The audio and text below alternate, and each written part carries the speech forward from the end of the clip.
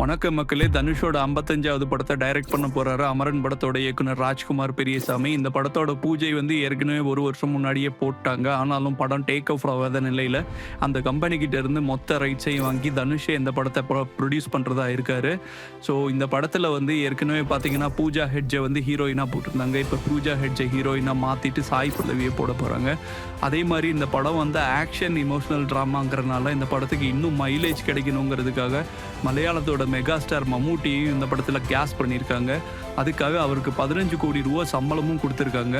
அதே மாதிரி பார்த்தீங்கன்னா அடுத்தது மியூசிக் டைரக்டர் அபியங்கர் தான் இந்த படத்தில் ஃபிக்ஸ் பண்ணியிருந்தாங்க. ஸோ இப்போ வந்து பார்த்தீங்கன்னா அபியங்கர் தான் பண்ணுறாரா இல்லை வேற யாரும் பண்ணுறாங்களான்னு இன்னும் முடிவு எடுக்கலை.